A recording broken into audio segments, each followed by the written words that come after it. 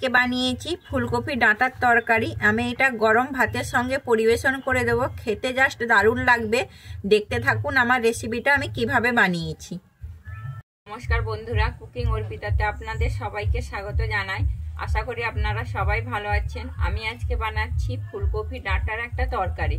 আমার যদি এই রেসিপিটা আপনাদের ভালো লেগে থাকে তাহলে আমার চ্যানেল একটা সাবস্ক্রাইব করে দেওয়ার অনুরোধ রইল।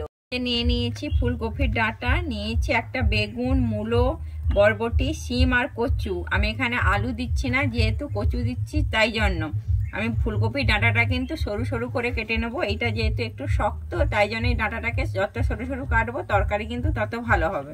সমস্ত সবজিগুলো কেটে আমি পরিষ্কার করে ধুয়ে নিয়েছি।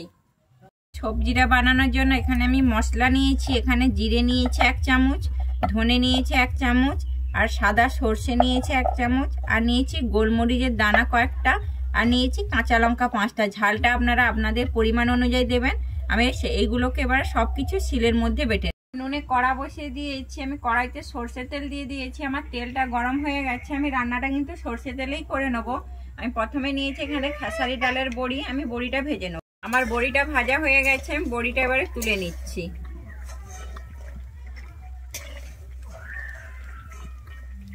এই বড়ি ভাজার তেলেই দিয়ে দিচ্ছি একটা শুকনো লঙ্কা আর 5 ফোড়ন। আমার শুকনো লঙ্কা আর 5 ফোড়নটা ভাজা হয়ে গেছে। এরপরে আমি দিয়ে দিচ্ছি একটা কুচানো পেঁয়াজ।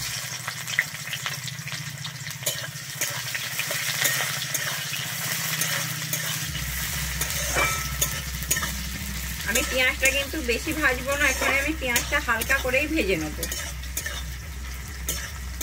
পেঁয়াজটা কিন্তু ভাজা হয়ে গেছে। আমি এখানে পেঁয়াজটা কিন্তু বেশি লাল করে ভাজিনি। এরপরে আমি দিয়ে দিচ্ছি কেটে রাখা সবজিগুলো। এই আমি সব সবজিগুলো কেটে নিয়েছিলাম, এক এক করে এবার দিয়ে দিচ্ছি। আমি প্রথমে দিচ্ছি এখানে ফুলকপির ডাঁটা, তারপরে দিচ্ছি আমি এখানে মূলো, এরপরে দিচ্ছি বরবটি, কচু, আর দিচ্ছি শিম, আর দিচ্ছি বেগুন দিয়ে আমি এবারে ভালোভাবে মিশিয়ে নিচ্ছি তেলের সঙ্গে।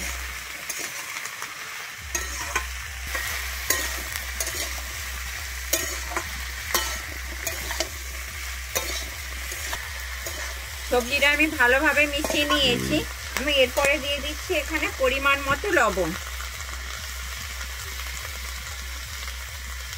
লবণটা আপনারা আপনাদের পরিমাণ অনুযায়ী দেবেন। আর দিচ্ছি আমি হলুদ দিয়ে আমি আবারও নুন হলুদটা ভালোভাবে মিশিয়ে নিচ্ছি।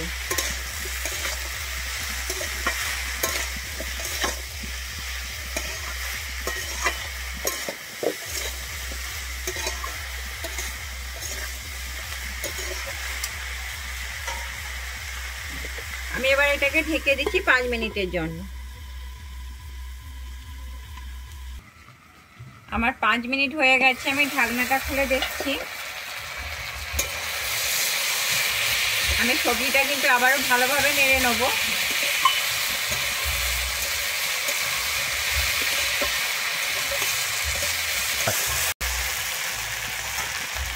আমি কিন্তু আবারও ঢেকে দিচ্ছি 1-2 মিনিটের জন্য। আমি কিন্তু সবজিটা ঢাকনা দিয়ে দিয়ে ভেজে নেব।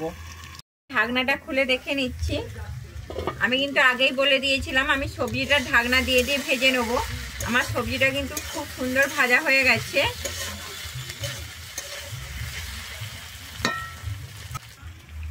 এরপর আমি দিয়ে দিচ্ছি বেটে নেওয়া মশলাটা।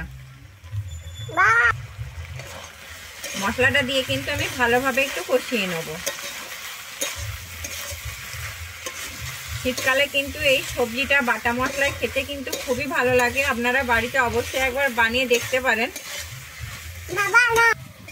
আমার মশলাটা কিন্তু খুব সুন্দর কষানো হয়ে গেছে। এরপর আমি জল দিয়ে দিচ্ছি।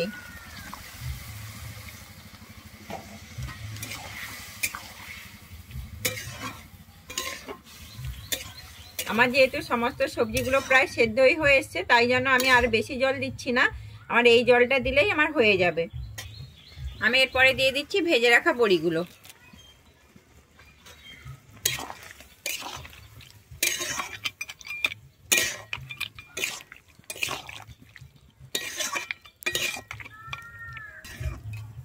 এরপরে আমি ঢেকে দিচ্ছি এখানে 5 মিনিটের জন্য।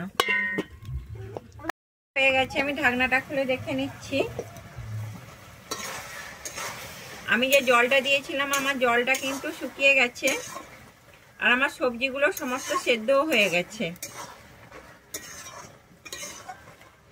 আমি এবার এটাকে নামিয়ে নিচ্ছি। হয়ে গেছে ফুলকপি ডাঁটার তরকারি। আমার যদি এই রেসিপিটা আপনাদের ভালো লেগে থাকে তাহলে আমার চ্যানেলে লাইক, শেয়ার, কমেন্ট ও সাবস্ক্রাইব করে দেওয়ার অনুরোধ রইল।